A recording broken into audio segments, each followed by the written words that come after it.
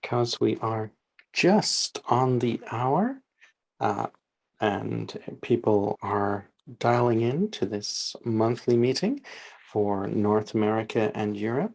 I am going to begin sharing our antitrust policy notice.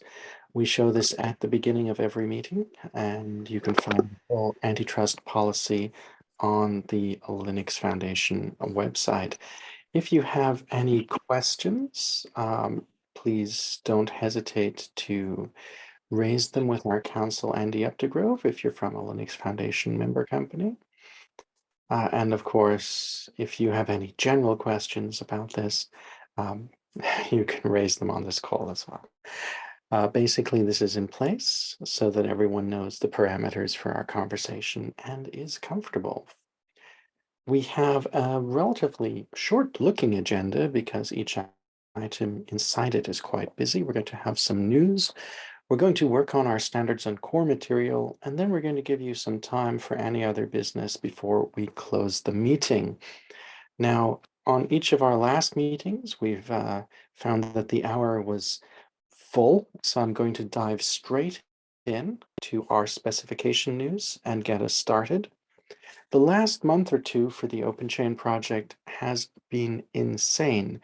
So instead of trying to cover all of our news, which you can find at openchainproject.org/news, I'm going to cover what's happened in the last few minutes or so.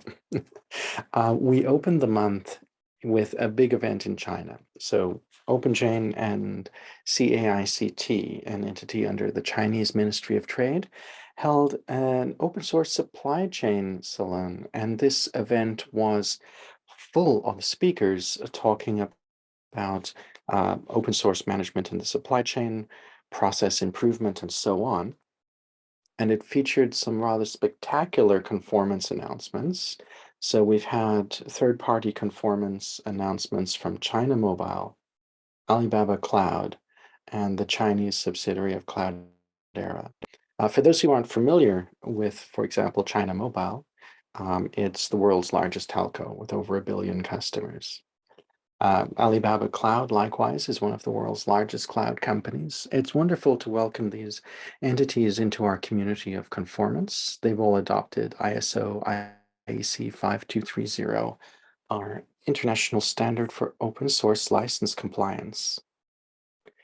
Now, moving swiftly on, the OpenChain project, annually or so, tries to run surveys to check things like how do you like OpenChain and how is the industry managing open source in general.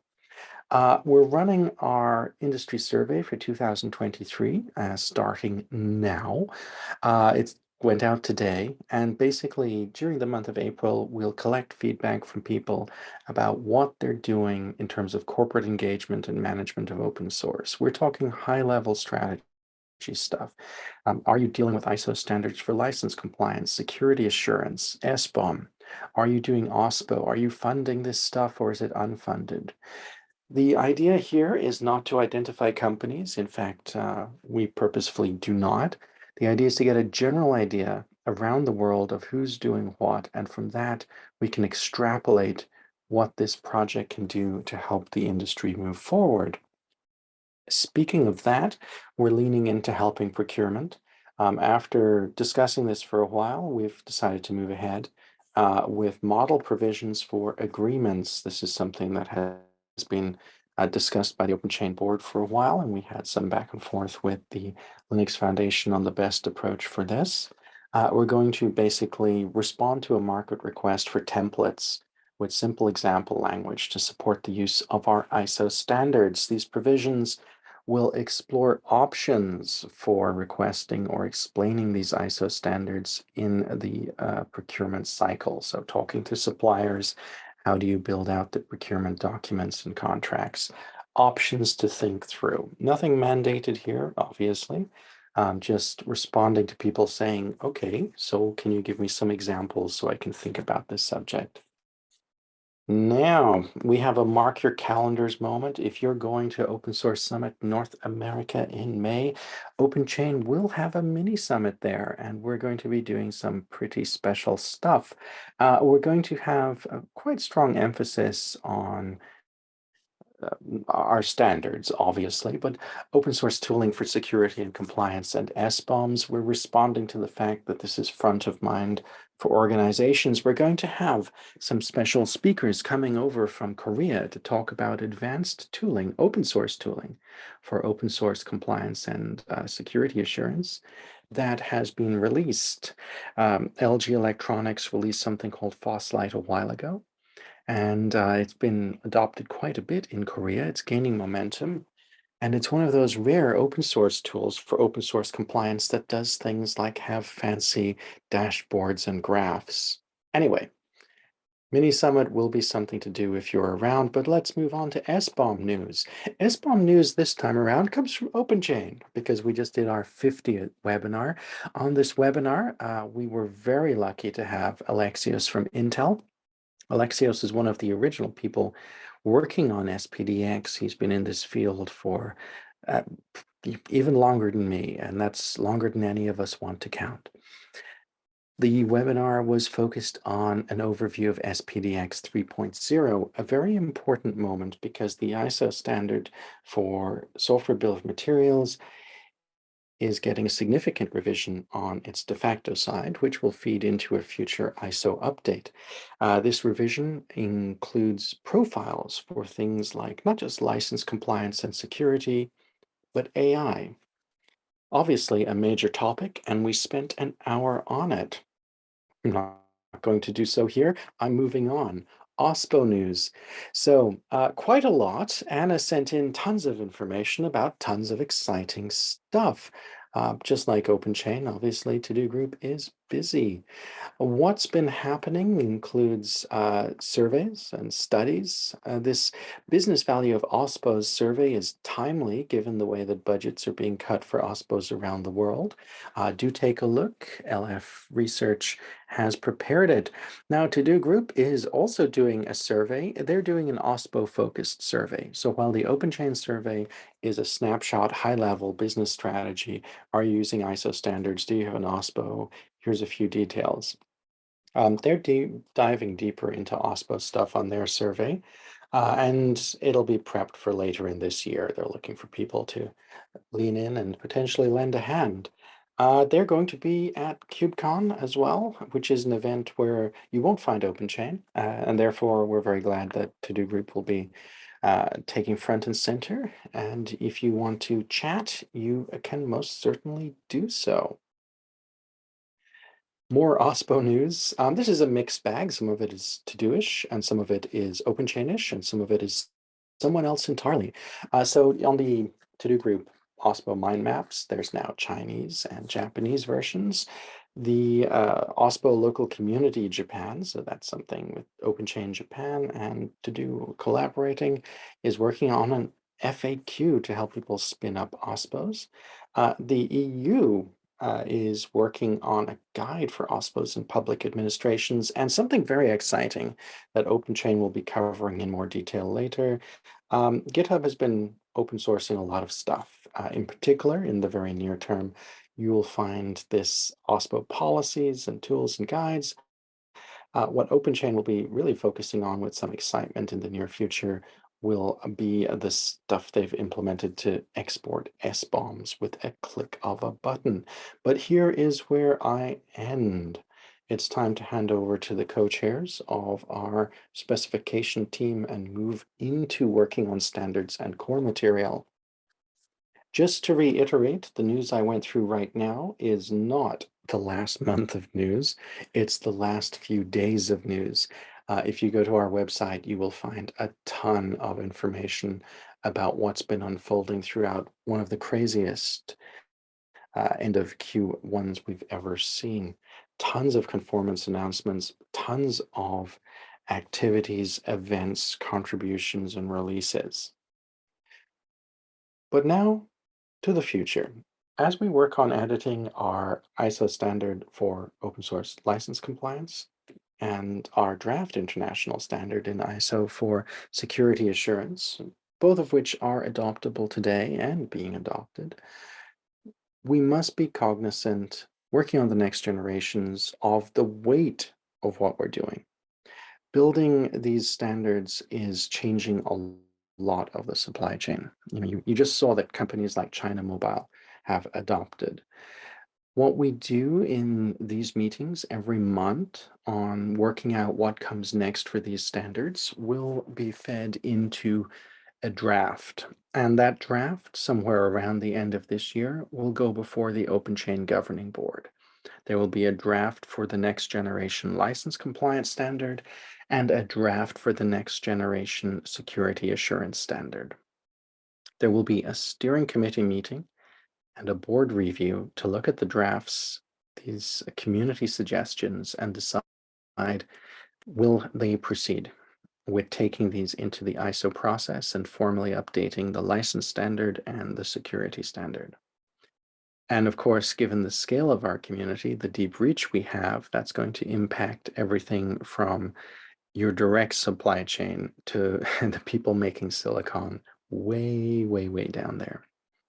So in the last meeting, we covered a lot of ground. I am not going to recap that in detail. I'm going to put the link into the chat. The meeting was, oh dearie me, I'm going to put in a better link in the chat because the first one was broken. There we go. The meeting was full of really good conversation. We didn't get as far as we expected because there was so much conversation and so many ideas. And therefore, we have a few open issues to work on in this meeting. We have 3 currently queued in security and 2 queued on licensing. Now, to ensure that everyone gets a clear shot at working on this, I'm going to invite our co-chairs to address their sides for 20 minutes each. So Helio is our licensing co-chair and Chris is our security co-chair. What I suggest we do is hand over to licensing first and then security. Now, just to help people get started, I'm going to put in the chat the links to our licensing specification and to our security assurance specifications. And the idea here is that, oh dear me, the links are not behaving very well today. The idea here is that you can easily open the documents and follow along. Now, when it comes to the open issues, I'm going to do much the same. So Helio, I'm going to pass in the links to your licensing issues that are open. And then I'm going to pass in the links to the security issues that are open as well for Chris's side of business. Okay, so Helio, if it's okay with you, I will hand over to you on licensing and perhaps you would like screen share? I'm not sure. Yeah, well, maybe yes. Okay. The floor is yours, and if there's anything I can do to support, just yell. I promise, even though it's 1:15 a.m. in Japan, I will not be asleep. Why not? Okay, maybe a small nap. Okay, there we go. So this, considering, yeah, pretty much correct. So this is one of the topics there. This is actually very interesting because it has a point about the fact that what is the bill of materials? It's and how we are related to software specific or not there. It's okay, that's correct that they should add in a definition of bill of materials. I agree with that point, but we are talking about software bill of materials. Bill of materials can be related to anything on the industry in general there that you deploy.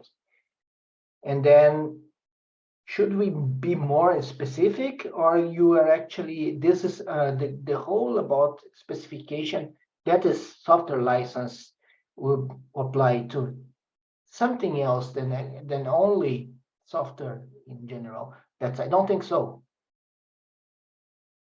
So I have a stronger position that as long that you put in definition for software bill of materials, that will be correct. Then you should add it. but not bill of materials as generic ones. Any question about that? So not so much a question, but a paraphrasing. So in other words, one of the comments I made here was that we should be more specific about the naming, because we use open source bill of materials in one place and bill of materials elsewhere. And I suggested it should be software bill of materials SBOM. And right now you're making a comment about what the name should be as opposed to how it's defined in terms of what it would contain. Is that right? Yeah, exactly, because as you said, and we are not consistent at every part. So this is already SBOM. So software bill of materials, we always refer as SBOM, but now you want to define bill of materials that is pretty much broad than actually the specifics on this subject. So there's two paths to take in here. Yeah, define software bill of materials, that is there, always simply refrain to do any definition of this one, since the terms is too larger than the current topic itself. Because so that's a good question. Shane, do you remember if we defined software bill of materials in the original OpenChain ISO? I'm just pulling it up now to double check to what degree we may have defined it. Please bear with me a second. So just dragging this up now, and the document. So what I'm doing at the moment is I'm actually opening the ISO document. So I know exactly what we have for this is the ISO license compliance document. Because it sounds logical to me that we should be defining this in the original OpenChain document before this week. Otherwise, we will be redundant here. That's the software bill of materials has been very firmly defined. I don't know why it can't just be machine readable either. It's also got to be human readable. So there may be two different versions of it. Right. If you're sending it out to a customer with your product and it's machine readable, it's not going to do them any good. Okay. Yeah, well, machine readable nowadays with whole AIs around, that sounds okay, but just to confirm, in the original ISO document, there's no formal definition of software bill of materials included on our end. But we do mention software bill of materials there, correct? We do. So it sounds like that's something that we should probably add into a terms and definitions, or could add into a terms and definitions. Yeah, I think the point here was that the original issue was raised a few versions ago, and the term wasn't so well understood in industry back then. So there was a request to add it because we were referring to it but not defining it. The question now arises, I suppose, whether it needs defining now because it's more prevalent in the industry.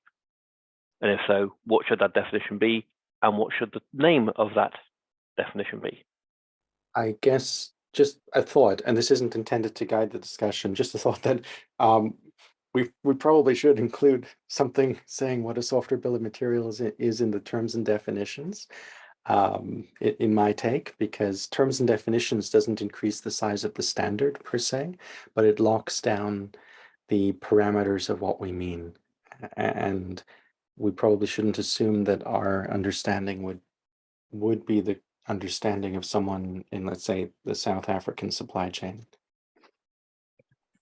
So pretty much make it clear that this is not the correct place to add a definition.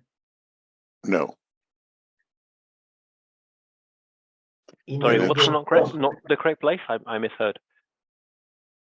It's not the correct place. Yeah.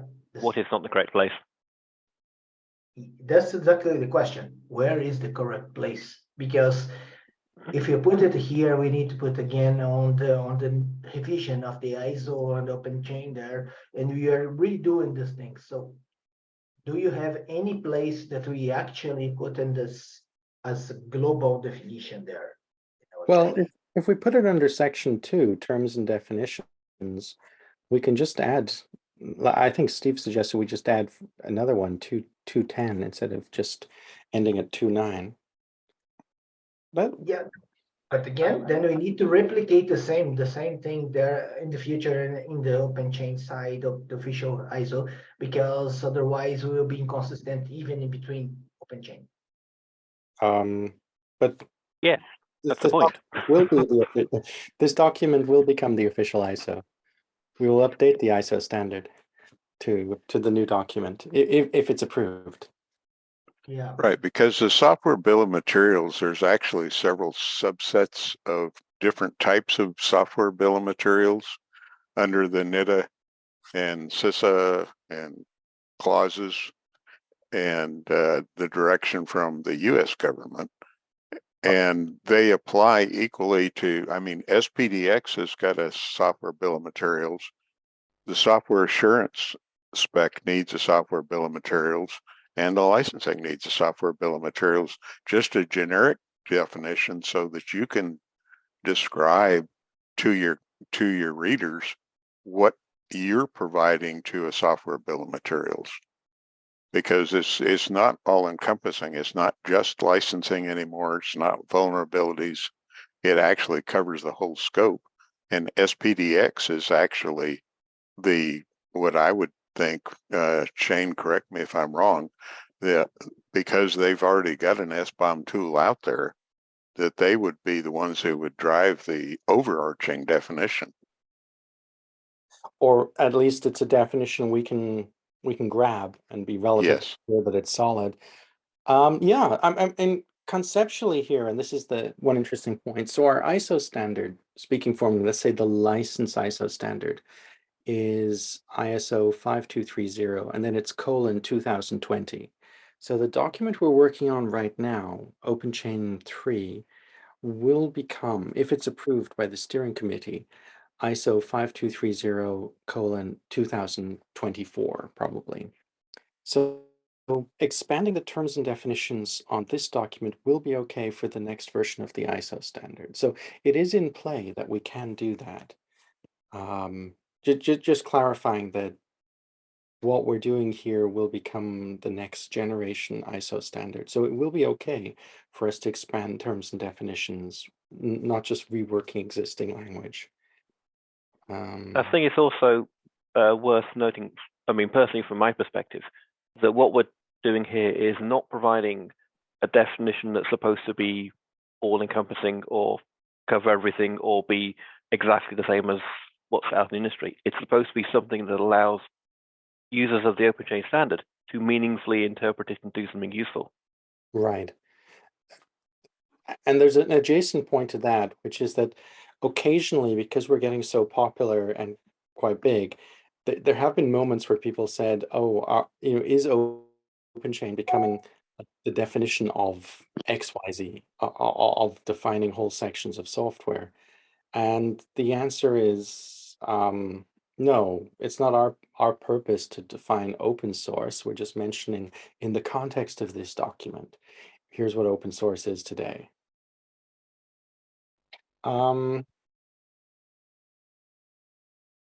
Yeah, so the most we'd be doing is saying that in the context of reading this document, here's what we mean by SBOM.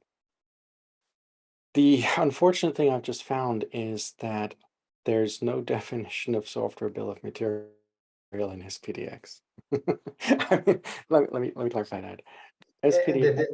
Then this raises even another interesting point, because one comment that I made is Stefan pushing explicitly SPDX as a reference of a standard there.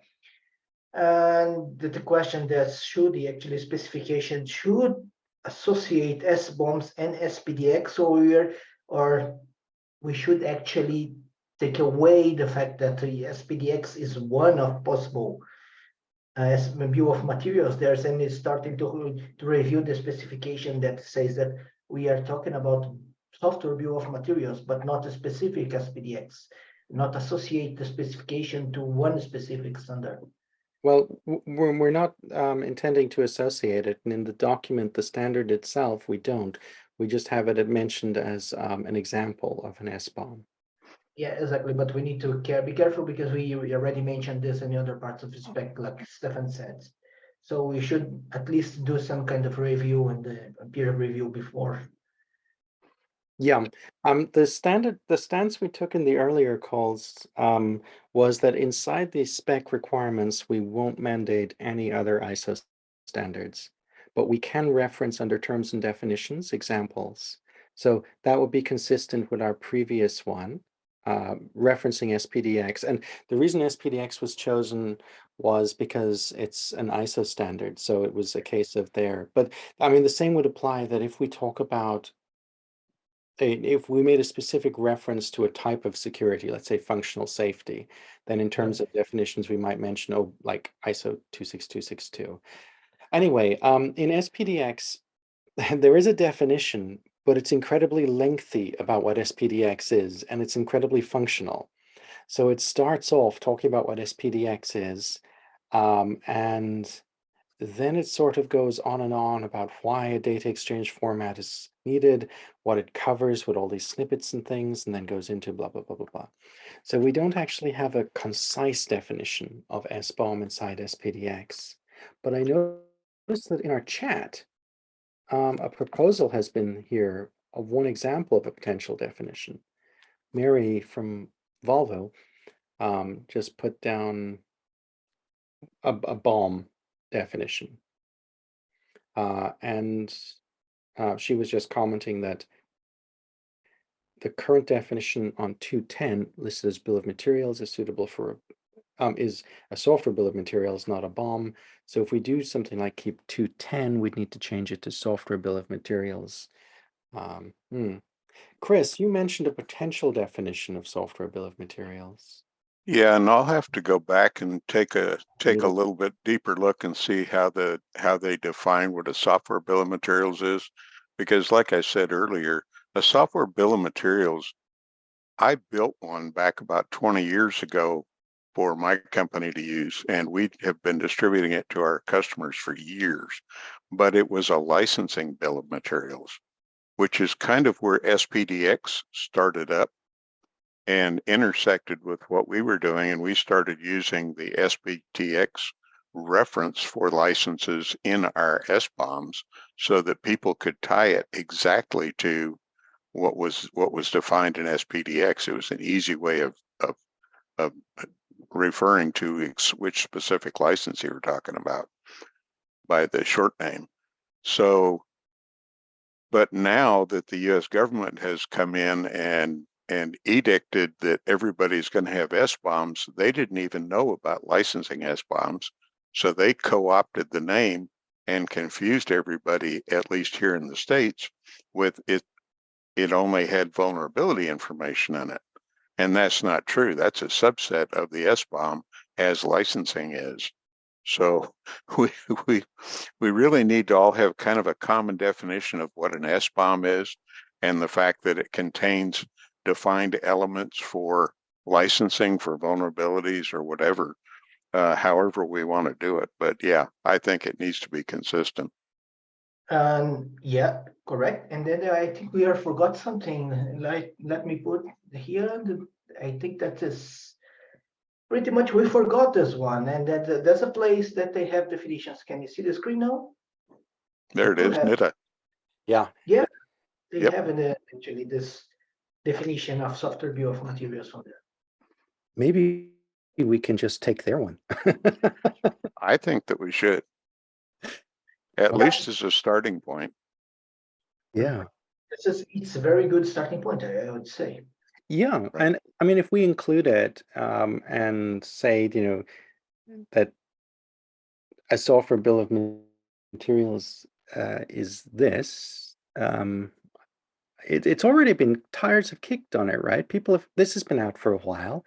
People have looked at it. No one screamed, this is wrong. So, Helio, you're right. This could be, I mean, we obviously would credit them, but it looks like that might be a way to just have a definition that suits us, as long as no one on this call says that definition doesn't work. But I mean, it looks good. Nested. That definition doesn't work. No, I'm joking. It had to be But Marcel. We know, Marcel. This is actually a good Uh, thing that we kind of close the circle, because we are actually, the NTIA was doing some approval on top of SPDX that in the end we are trying to define as bombs. They already defined it. We kind of close some circles on this one.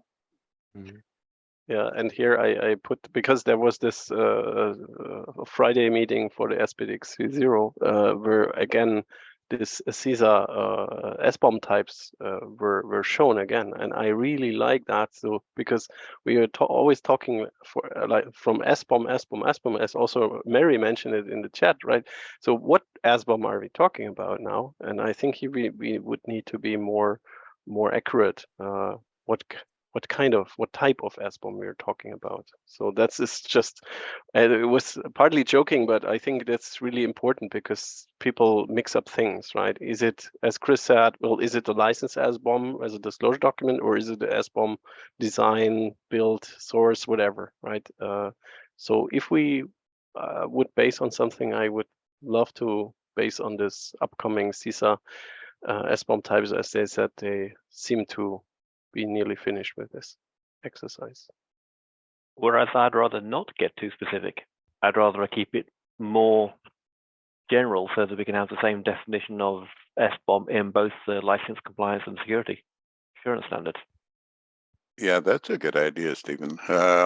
Because this one is pretty generic in that it says that an SBOM is a nested inventory for software and a list of ingredients. Well, each one of our specs talks about a different list of ingredients. And so if there's subsets that we can clearly define, then we could strike out the bottom section on that definition there and just put that the individual defined subcategories of SBOMs are, for example, blah, blah, blah. And kind of go from there, because you're right, it needs to be clear that we're still talking about the same thing. It's a nested inventory for software. Yeah, but look, that's really, really interesting that they have things that goes a little bit further. If you're looking, for example, this, then it's complicated a little bit than the simplified part. So if we go back to the front page, yeah, the very, very beginning, if we kept it really high level and took, yeah, just the first two sentences, software bill of materials is a nested inventory, a list of ingredients. Oh, just the first sentence. Maybe that's enough. Sentence number. Yeah, I think that the good part about that second sentence is that it talks about addressing transparency around software components and were approved by a consensus of the participating stakeholders. That's a good point. So if we remixed it and said, first sentence intact, and then the software bill of materials would be determined by stakeholders, and or is determined by stakeholders. So that would mean that, hypothetically speaking, any time that a bunch of stakeholders got together and created this nested inventory, then their SBOM is a valid SBOM. So we'd be taking account of the fact that we might recognize, let's say, that people are using SPDX or Cyclone or whatever, but someone could have a completely different SBOM somewhere else, and that's also okay. Yeah, there's multiple different companies or organizations putting out SBOMs, so we can't address every one of them, but we could use a couple of the good ones like Cyclone DX and SPDX as for examples. Yeah, because the important thing is that the recipient of your software needs to get a transparent reveal of all of the open source components that are and commercial components that are in your software, and whether or not there's any vulnerabilities, whether the licensing is friendly toward their use of the product. So I mean, there's a lot of good reasons for it, and I think transparency is something that's been needed for a long time in this area.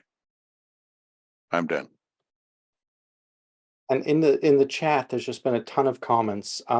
Jeff had a couple of comments earlier. One was that it's important to have the SBOM in the doc, and we should use searchable terms to help anchor people to the spec.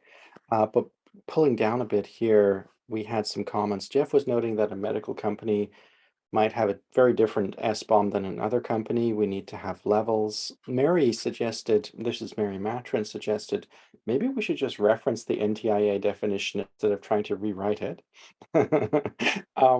Jacob noted that a less specific seems more future-proof. So we don't want to end up having something specific and redefining the ISO standard. Stephen said that he's seeing why Andrew's original request for doing this was left out because it's thorny. And Mary Wang from Volvo noted that a software bill of materials, a suggested definition, a software bill of materials and inventory of constituent components of software might be from open source, third-party suppliers, etc. So it's a remix she's suggesting. Jeff just noted that NTIA may have been referring to its own stakeholders apart from SBOMs in general, which is why we were considering doing a rewrite. It's still not wrong because we always have stakeholders independent of NTIA or yeah. Yeah, so it sounds like we're converging on let's take the NTIA thing, perhaps with a tiny bit of a rewrite, as long as no one screams. And it does suggest that where this conversation goes, if we take the NTIA thing and add in another term and definition, it sounds like we need to go into the spec and change section 331 from bill of materials to software bill of materials. Yeah. Mm-hmm. Because when we wrote this spec, going back to 2015, so when we wrote this spec, we were way before this market landed where it is today. Yes, I agree. Yeah. Yep. Pretty My much. goodness. Helio, you opened a hornet's nest. What have you done? Good, well, good job. Good job. Yeah, sorry. I keep more quiet next time. But this is brilliant because it will also immediately feed back into the security spec as well. So we just have a nice upgrade here. Right. And Stephen was noting that Marcel is probably screaming in the background. It's possible.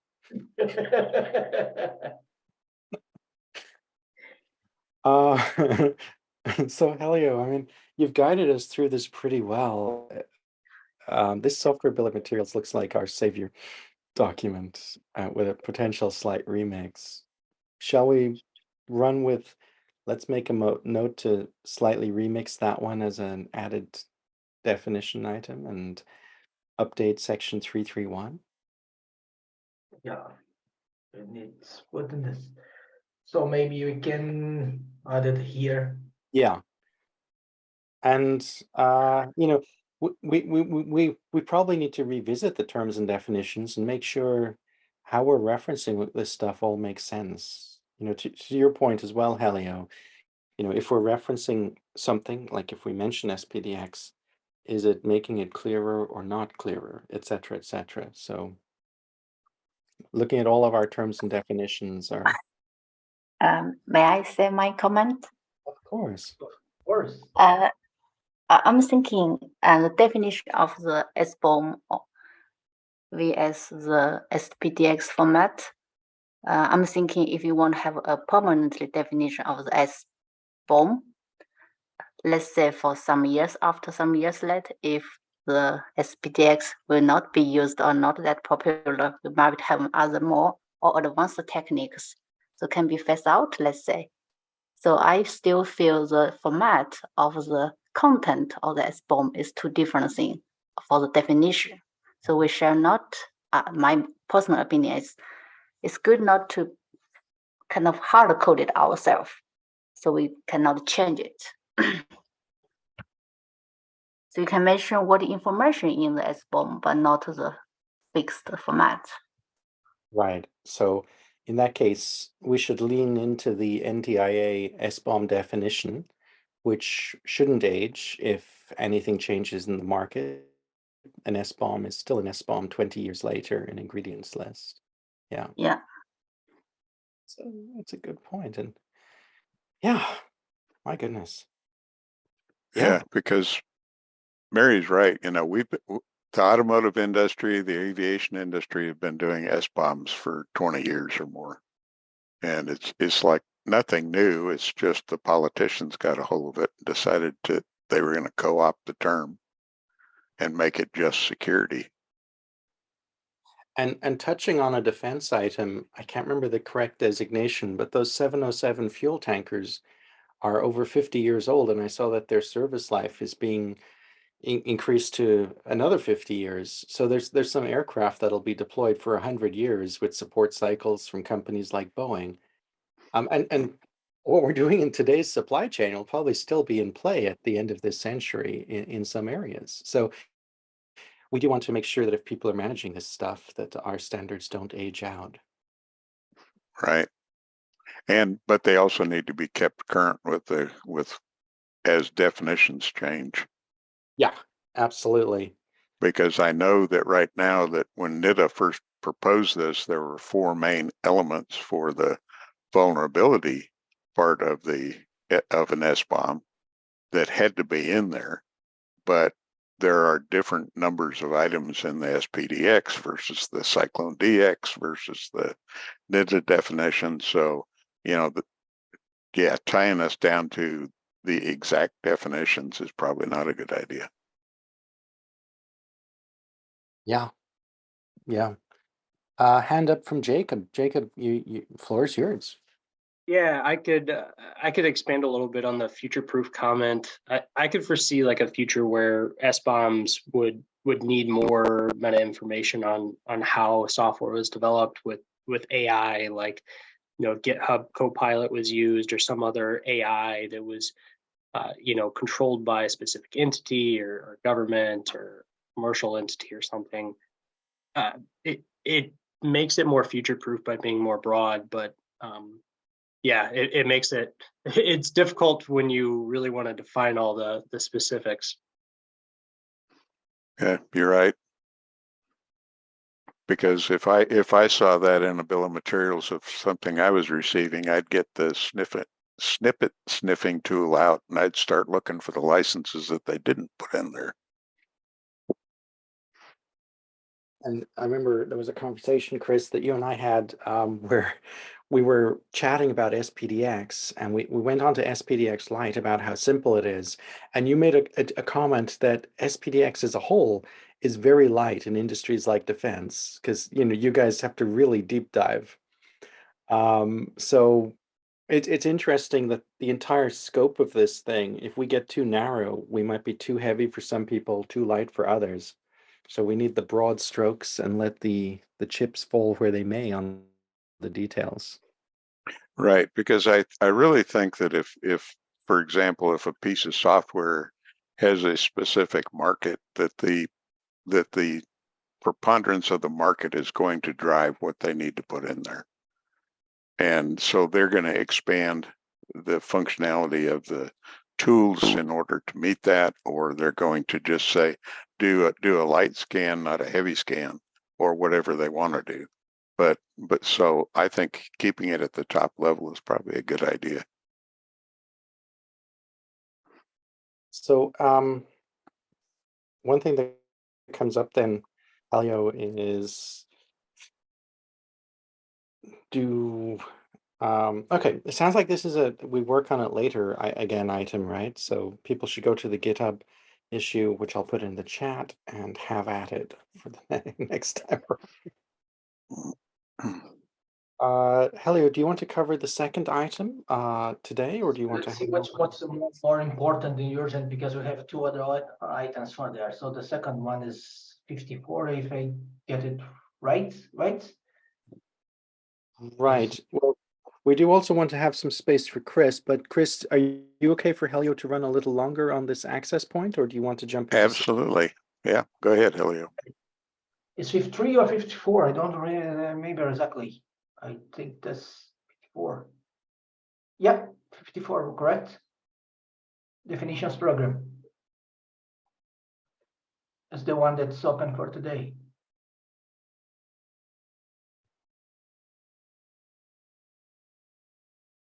Shane? Can you turn to me? Apologies, I was muted because I'm an idiot. It's 50. It's 50, 53. Yeah, I was right. Yeah, I was correct on the one. Okay. 53. Yeah, Yes. compliance artifact Yes, delivery. play artifact delivery. I'm putting it in the chat. That one, I'm still don't have an answer to about that one. Pretty much asked.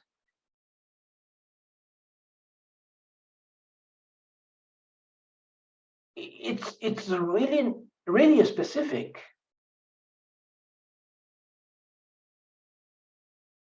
So it's the point is that it's really related when there's we see above that related to policies as government part it's goes to completely specific thing that happens in some situation that is not broad-wide. I don't know how to answer this one. Whenever I see something specific, I always think, nope. No. Yeah, but it's not wrong. That's what the possibility was. It was only something that is specific that it could say, okay, no, it's not to the spec, but it's not wrong. There's something there, but somehow not fits.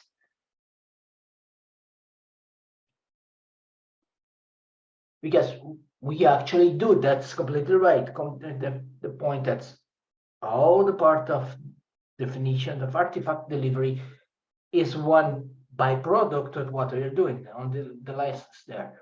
But it's not about the specification, it's not about to the result in the artifact delivery, but it's related to the artifact delivery.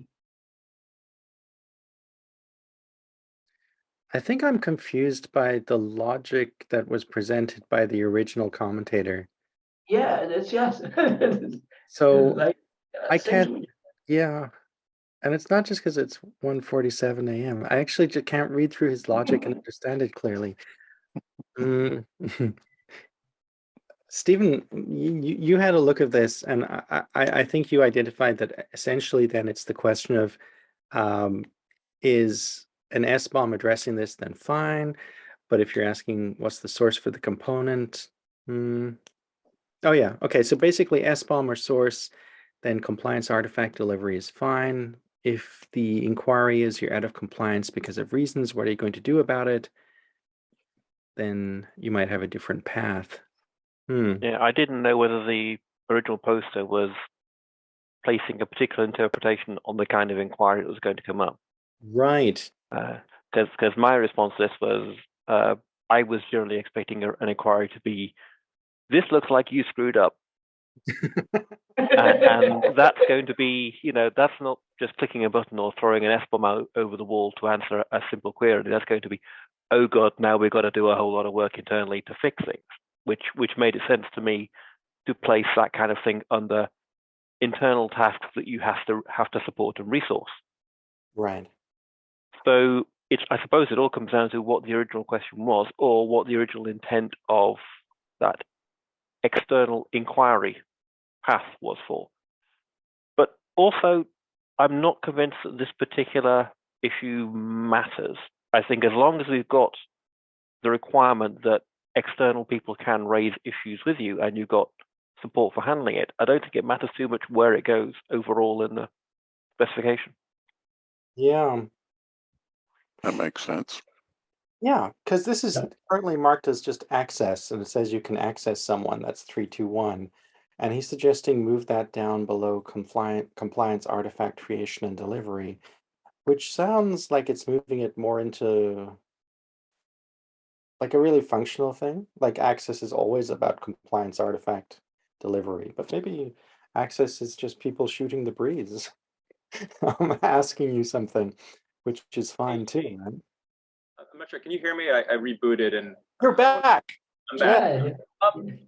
My understanding of the original goal for 321 access, I think, and for tell me if I'm wrong, was around, hey, I want to tell you have a GPL violation, and there's just no way to figure out what's going on. That's why the Linux Foundation's compliance directory was created. So I think that's what the original origin was. Is as a company, it's in your best interest to make it public how people can get in touch with you around your open source issues, as opposed to going to Reddit or Slashdot and saying so-and-so has a GPL violation. So I think that's what the original origin of this concern around access was. Yeah. And that I think should always be there. The SBOM request and the feedback on SBOM, I think, is adjacent to this. But I think at the core issue is you should have a publicly available kind of like, open source at yourorg.com alias and web page as a best practice. Yeah, but the point is that we are treating not only open source, but it's a general approach for most things. We can actually have it in the bill of materials, both in the proprietary software that use open source components. So in this way, we are pretty much advocating that is at this part we are only using open source, then otherwise it's not relevant for the rest of the software. And that's part I didn't get it. That does not make sense for me. Well, I mean, I think to Jeff's point, and this is where I'd say I would lean on the maybe we don't need to change anything. You might have a specific request which is about the artifact delivery, but the contact point is more of making sure that someone has a place to go. And they might be asking you something specifically about compliance artifact delivery, or they might be kicking the tires on something adjacent. But the main thing is to capture that. So having access outside of compliant artifact creation and delivery seems to make sense to me. Because even I think one of the reasons why it was so high up in the doc was it's kind of foundational to making kind of a open source response team that you don't have to have all your SBOMs, you don't have to have all your scanning software, you don't have to have all this. You can start your program tomorrow by putting, hanging an email alias out on your webpage saying, to talk to us around open source issues, please contact us through XYZ and we'll listen. Right. And that's why it's up so high, because it's easy to start like that without having the rest of the program built. I just want to, as opposed to having, we may want to have it later on as well, but I do think it's kind of foundational to say a easy way to get started is, give people access to you so they come to you as opposed to Reddit and the internet and Twitter to yell at you.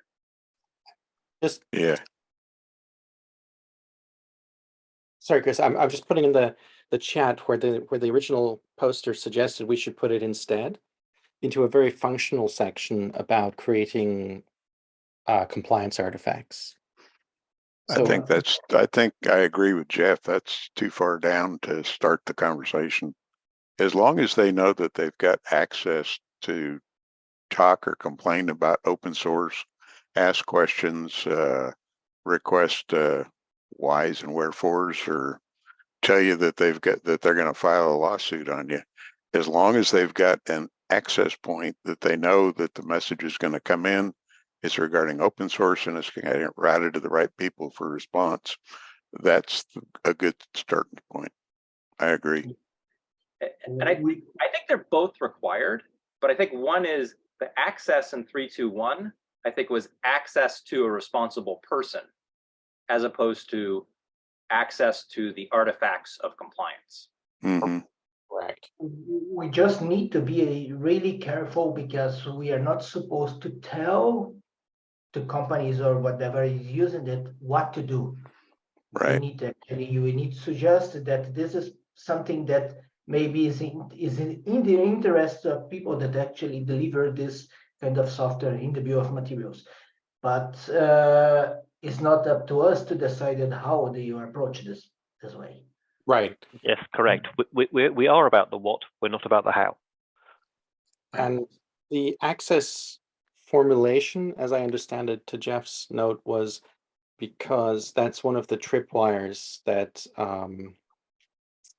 having a basic access approach which can take multiple formats, was one of the tripwires on compliance, because people might forget it.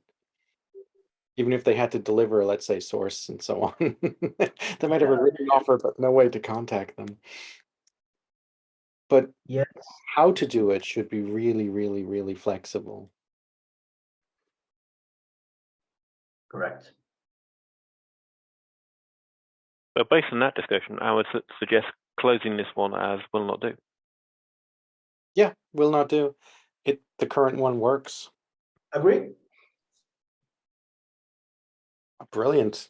Oh, okay. We've closed an issue. Yeah, that's good. Yeah. We're not going to leave it for the next generation of reviewers. At 2030, they're like, why? Yes. Why didn't they settle this? It's so simple. They could have just closed it.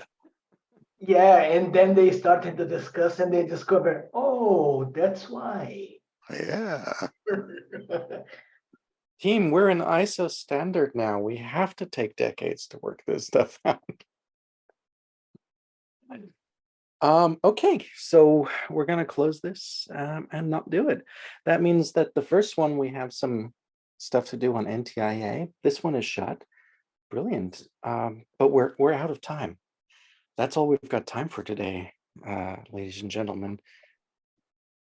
Yeah, Marcel has had to leave. Yeah. Can I suggest that for the next call we start with the other spec? Yeah. Next Yeah, call. and for all of you, I put some comments out there, and I noticed that several of you have already started responding to them. But if you all want to look at those 3 issues that we had open on the security spec, then we might be more ready to discuss it. Absolutely. Yep. And just so that people have it immediately, I'm putting those links into the chat right now. These are the 3 open issues on security, and Chris has been adding comments, and some people have been responding, and you can jump in and do that. All of these links are also in the slides, which will be sent around again after the call. Mm-hmm. Helio, thank you very much for a very productive and quite exciting discussion.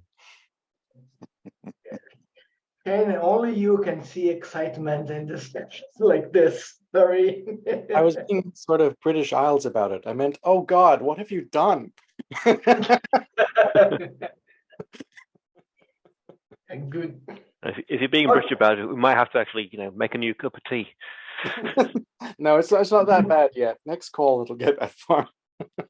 Yes, and so have a nice Easter for everyone. Take care, all. And for those of you not based in Europe and wondering what on earth are they talking about, don't worry. This is the nonsense we do with our humor. Just ignore it.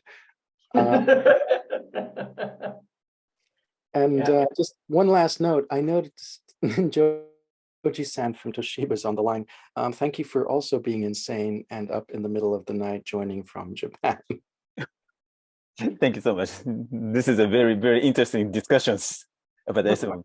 Well, big thank you to Helio and Chris, our coach. Okay, I promise next one in the later nights I will be there just to back to you. And we hope that these discussions won't give you nightmares when you go back to sleep. Oh, they will. No, it don't. That's why I have other things that give us way worse nightmares than this. It's the resulting of this discussion. It's the result of the supply chain. It's like, oh, now we've done it. Well, yeah. On that note, have a beautiful day. Take care. You too. Right. Thanks, all. Bye-bye.